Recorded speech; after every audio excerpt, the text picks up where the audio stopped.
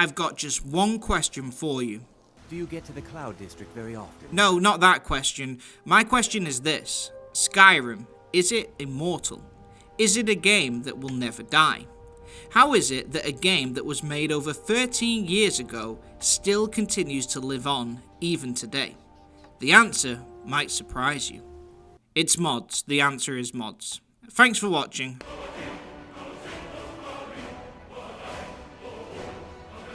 No, but seriously, it's more than just that. Although mods have certainly helped, this game has been released for the Switch, the VR, PC, free PlayStation generations, free Xbox generations, smart fridges. Okay, maybe not smart fridges, but if a device can run the game, then Todd will most likely put it out. All of this just works. They even had a 10-year anniversary edition, and it sold well. You're watching this video right now, so there's something about Skyrim, right? Something that keeps us interested. And although it removed a lot of the role-playing elements that were seen in Oblivion, which had removed even more that were found in Morrowind, a video for next week maybe, it excels in other aspects. Well, this is Skyrim video number 7,032,000,032 on YouTube now, but hey, let's get into it.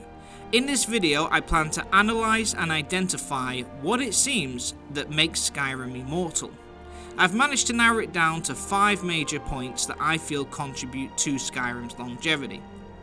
By the way, for anyone new here, I'm Av Gaming, a fan of single-player role-playing video games. If you share my enthusiasm for these games, then please consider subscribing and leave a comment. I make these videos for people passionate about these games, and I love the community back and forth. Anyway, back to the video. So, if you had to use just one word to describe Skyrim as a game, what would you use? For me, the word would be freedom. Now, freedom is thrown around in many games nowadays without it actually being true. True freedom is the ability to do whatever you want without ever being told no. Skyrim did this better than most games. When you start Skyrim, you are tasked with creating your character from 10 different races. You can name them, you design their appearance, there is no backstory for any character, and you've got the freedom to create that yourself. A lot of games like Cyberpunk, for example, they cast you into a giant open world, but you still got a name. You work as a mercenary, your best friend is Jackie Wells, and your name is V. See, Skyrim gives you no character story, and it allows your creativity to create the plot yourself. That is true freedom in character design. After working through a short tutorial in Helgen, you enter the world and you're absolutely free to do whatever you want. You'll be given a main quest and some side quests, but in actuality, you can tackle it however you want. You can do all of it, you can do some of it, or you could do none of it. The game will never request you to return to the plot. You're in charge. The map is open from the beginning of the game as well, with no restrictions. You can enter any dungeon, you can go to any town or community and interact with it as you would like. Most of the NPCs in the game have real names and unique dialogue, but you can assist them, you can rob them, you can kill them, you can even marry them. Skyrim is your sandbox and it's yours to morph however you want. I'm sure that everybody's probably heard about the Skyrim Grandma. She creates a character, makes up a story for them, and then just explores the world of Skyrim, narrating the story. She can do a different story for each character if she wants. That is the freedom that I'm talking about. Now, I've played a lot of games in my life, and it's very rare to have a game this big with this much quality where freedom is so readily apparent. Usually there's a general guide that it wants you to follow, but Skyrim really leaves it up to the player to make their own story. You can also customize your character's playstyle. You can be a stealth archer, or a wizard, or a stealth archer, or a warrior, or a stealth archer. I mean, you can even play as a stealth archer. But again, the point is freedom is readily available in this game in a world full of games that market that, but don't really offer it. You design the character, you create their story, you decide their playstyle, and you set the path. In a game with a map this big, that also means that there's incredible replay value, as you can play it again and again, each playthrough with a different story. The second strong point that Skyrim has is its size.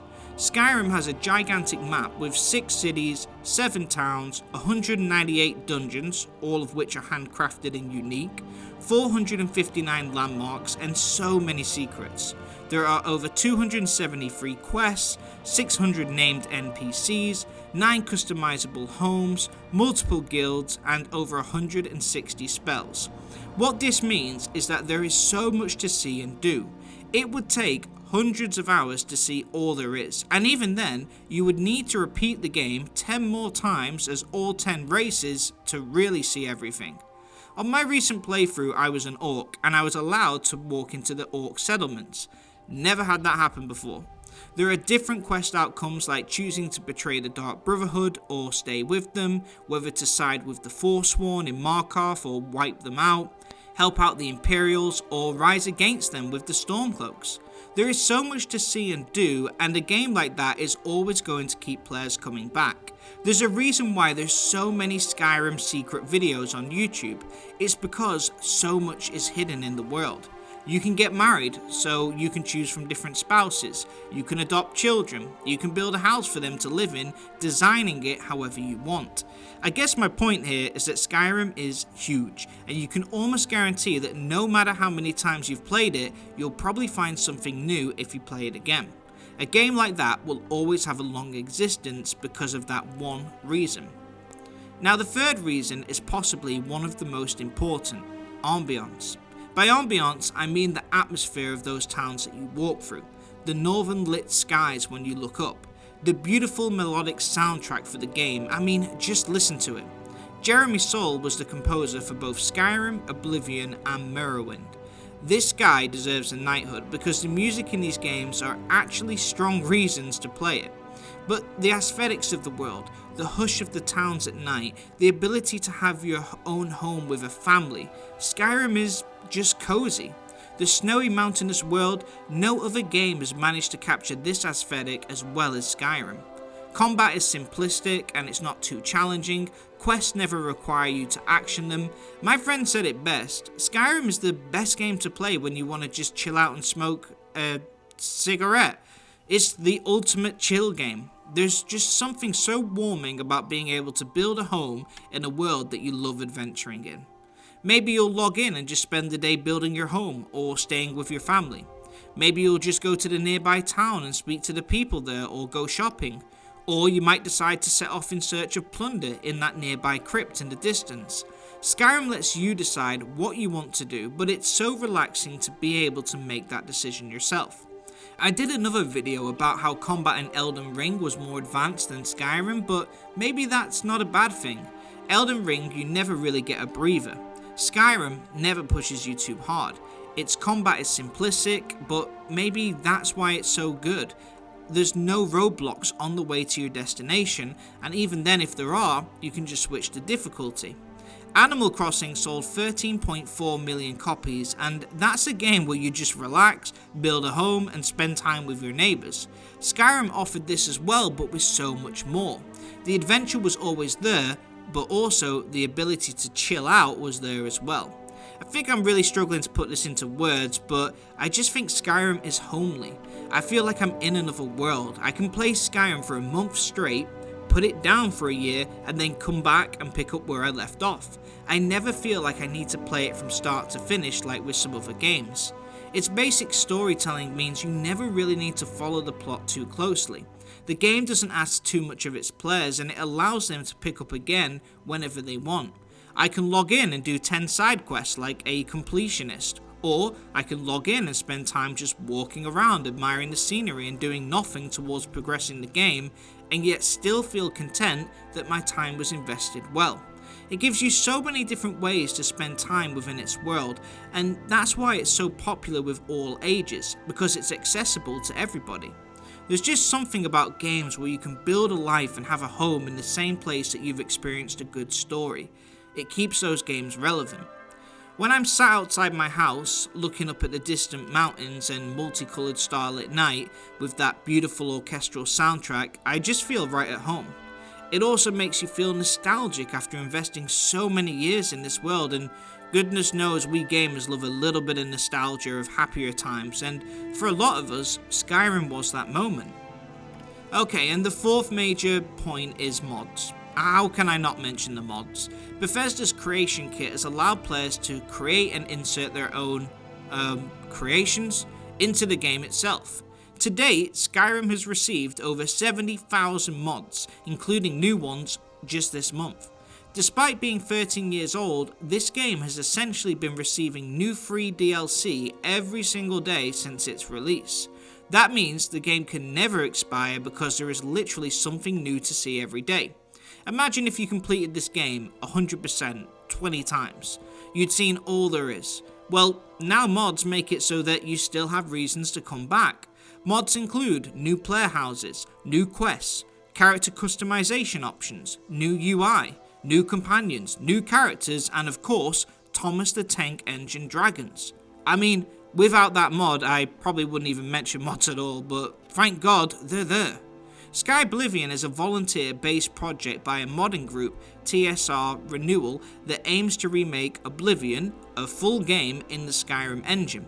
Mods have honestly given so much reason for Bethesda games to exist, and I can't really do it all justice here. Graphic enhancement mods means the game can always look brand new. It literally means it will never age. How's that for immortality? I did just do a video discussing mods and Bethesda that I will link in the description, but if you just look up best mods for Skyrim, it will blow you away. The continuous strong mod support and updated available mods to install is another reason why Skyrim is immortal and seems to never age compared to other games that either don't have mod support or they lack the same dedicated fanbase.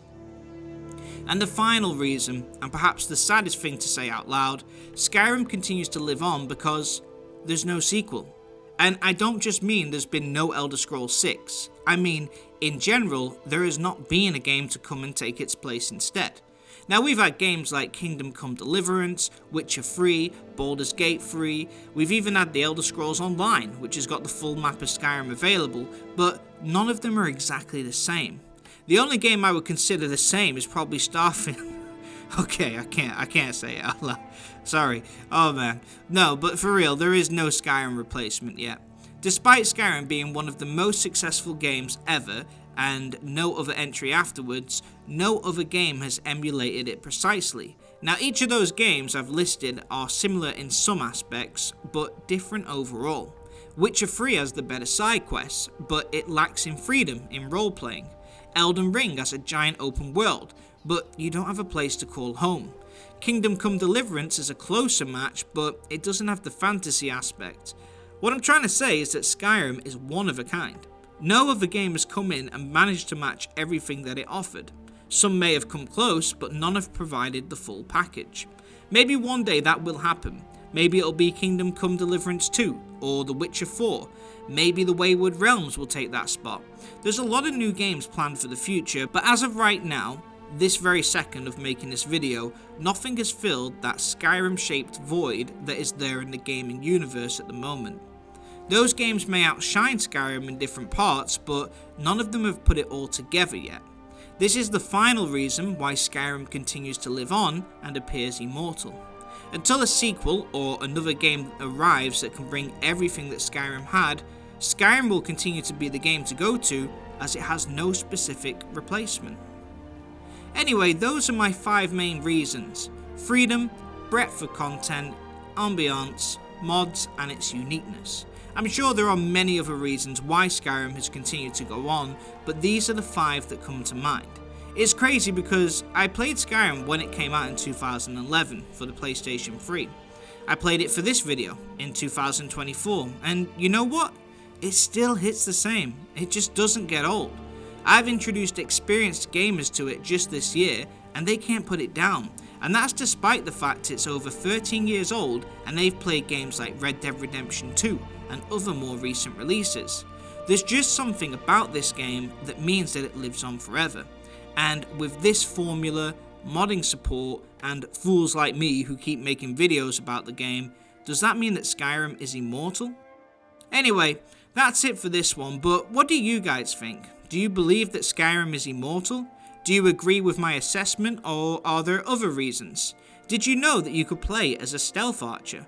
And do you get to the Cloud District very often? Let me know your thoughts in the comments. If you enjoyed the video, please consider giving it a like, and if you're new here, please consider subscribing. I'm Av Gaming, where we do video game analysis, identifying what makes great games great and what could make good games great as well. Thanks for watching. Av out.